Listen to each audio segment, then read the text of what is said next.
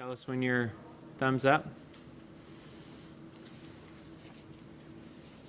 Excellent. Well, thank you for coming today. We wanted to really provide you some updated information. It's been a month long of response to various spring issues that really began in the first week of the month. I thought we were transitioning out of that first event, and then ultimately with high rains and then the floodwaters. It's really required agencies from the state, federal, county, and cities to work together. And honestly, I couldn't say enough about how all those agencies come together.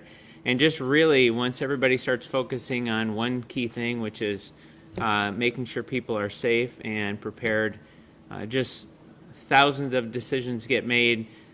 We were calling balls and strikes for many hours of the day, and ultimately we also got a break from Mother Nature from a slow melt and lack of rain. But it certainly want to emphasize today the strength of when something bad happens, there's a lot of really good resources at the federal, state, county, and city level that come together. Really also want to say a special thank you to Governor Noem and Mayor Tenhaken. They provided leadership throughout the entire event, resources that just allowed us to move as quickly as possible, so when people needed answers, we could provide it. So today we're going to hit really three key things. We're going to start with the state of the river flows, which really allows us to move into recovery operations. So we're going to start with Andy Berg. He's going to give you an update on that. And then Chad Heavey will give you a sense of where the three public sandbag drop-off locations will be. And then we'll close with Kelby Maris to give an update on parks. Let's start with Andy.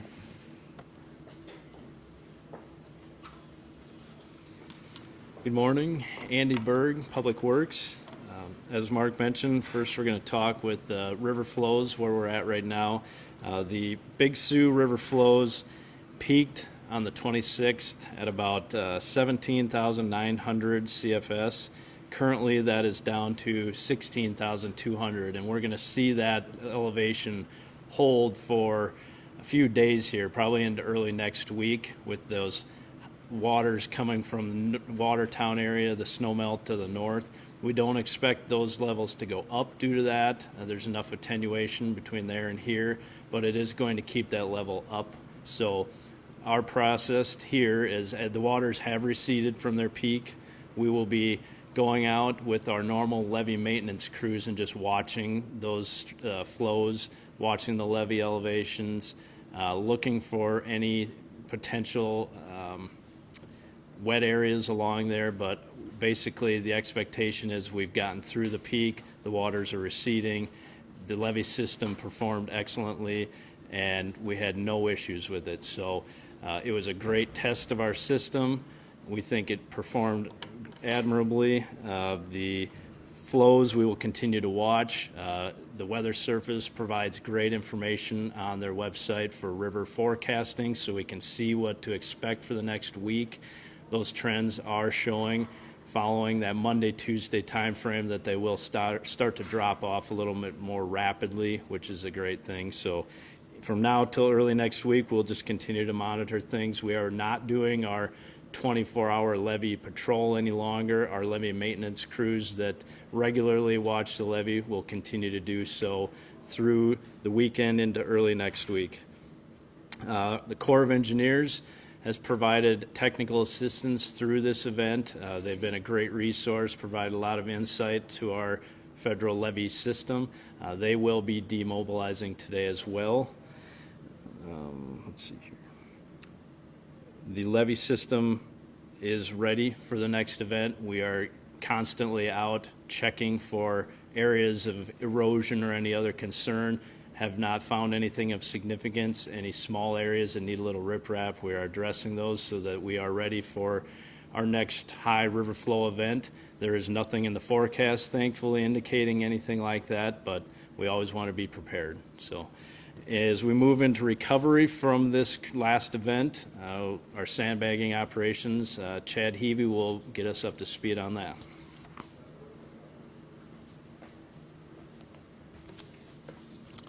Good morning, Chad Heavey with Public Works.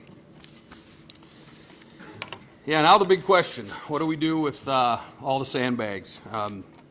People got several options of how we can dispose of those. The first is they can be kept and used for future use for flooding. Another option is they can be opened and used, let's say for fill in your yard, or they could be used in your landscaping.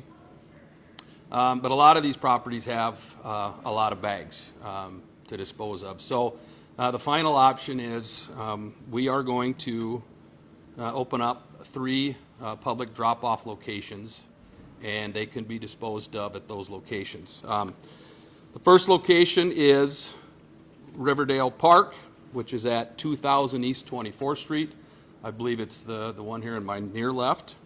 The second is to my far left, that's Tomar Park, and that's at 100 West Twin Oaks Road. And the third location is to my right, and that's Sherman Park, which was 2705 West 12th Street. That is the location where we had the filling operation and distribution option in prepare for the event. The locations will be open daily from 8 a.m. to 7 p.m. beginning tomorrow, which is Saturday, March 30th, and they will close then on Saturday, April 13th. So there's going to be a 2-work period there that they are going to be open for the public to use. If you notice the boards up here, we do have arrows drawn in, and it worked very well at Sherman Park to kind of have an orderly ingress and egress out of these locations, and so we're going to kind of promote the same thing here. So at Riverdale Park, the best access would be at 24th and Cliff, and then head east and take 24th all the way into the park. And you're going to see some arrows in how you get around that location. And we'll have some wayfinding signage in these locations as well. Tomar Park, the best way to get in is off of Lotta Street and Minnesota Avenue. And we will want citizens to use Lotta and drive all the way to Locust and then head north and use the east entrance into that park. And then as they come through the lot, unload their bags, they can then come out of the exit up there, which really is Phillips Avenue. The Tomar Park site, there will be, that's where we had the flood barrier wall built. Right now they're working on removing that barrier between the 2 entrances, or the entrance and the exit. And so there will be some activities, cleanup work going on Twin Oaks Road, but that'll be west of where people will be entering and exiting the site. And then finally on Sherman Park, it'll be just like before. Enter off of 13th Kiwanis, go through the site, unload your bags, and then exit at 15th Street. Just some advice. Please be patient. The sites are open for 2 weeks, but it's going to be a lot of time. And I know people are going to want to get those bags out and get rid of them. But please be patient. Be careful. There's going to potentially be a lot of people at these sites. So just be careful as you're getting around in there. And then do expect a little bit of construction activity as well at these locations, because as these piles get bigger, there may be crews in there that are kind of pushing those piles up to create more room for people to drop them off. We also will have contractors coming in that'll be picking these bags up and then hauling them off to dispose of them.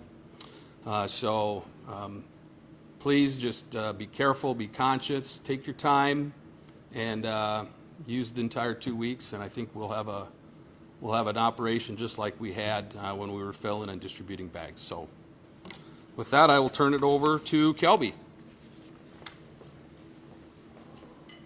Thanks, Chad. Kelpie Maris with Parks and Recreation.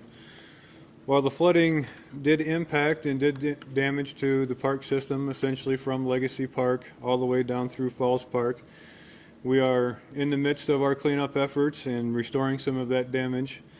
Some good news is, though, that even though Falls Park did sustain a little bit of damage, we will be opening Falls Park to the public by 5 o'clock today.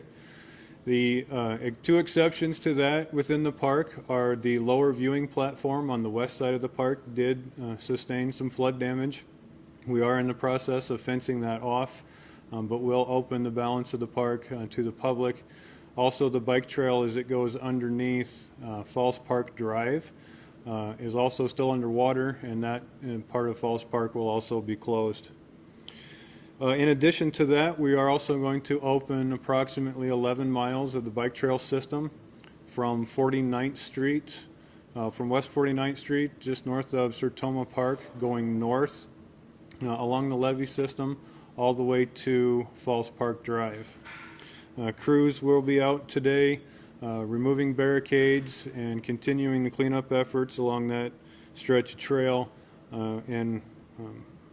We also ask people to please be mindful while enjoying the recreational activities, especially in these two areas because they were both recently either flooded or part of the flood response.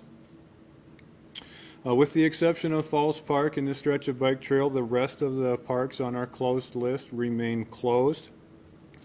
And want to make sure that that everybody understands that the park, that Tomar Park in Riverdale, while the park is still closed, we are utilizing them for the sandbag pickup, but the rest of the park is closed, and the parking lots are only to be used for that sandbag drop-off operation.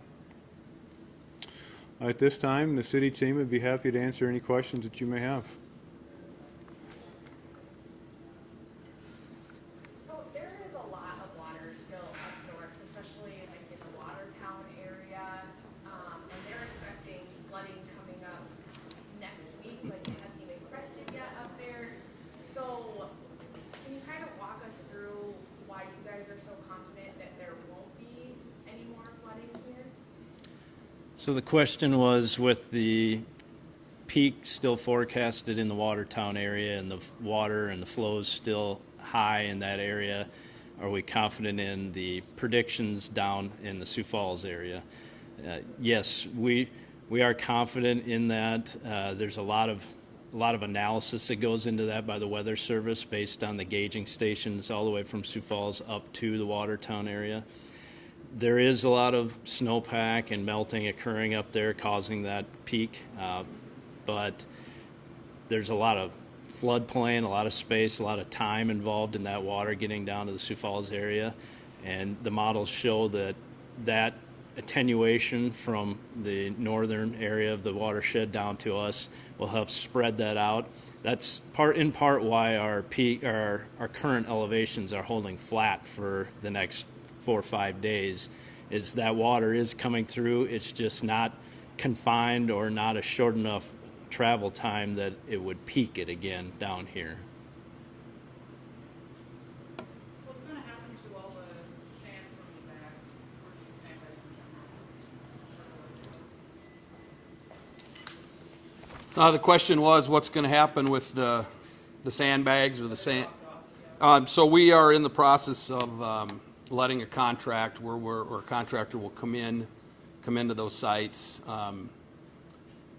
pick the sandbags up, clean the sites, and then they will, I'm assuming they'll use the sand and the bags for some type of a fill material at different locations. And there's always, in the contracting world and the development world, there's always needs for fill. And so we've had discussions with contractors, and they have places where this fill can go. And so it'll be, we open bids at 11, and so I'll know the results here shortly, but they will be using it probably in that manner. Oh, and just, if you do, a good question, I'm glad you brought that up. If you do use the sandbags at your home for fill or landscaping, you can put the sandbags in the trash container, but please do not put full sandbags in your trash container. It's not me you're going to have to worry about. It's going to be your garbage hauler that will probably have some issues. So anything else? Is the 211 helpline center still taking phone calls, like if people need help getting the sandbags from their home to one of these sites? If you would need some assistance, I would recommend they call 211, and they will discuss that with you and see what they can do for you.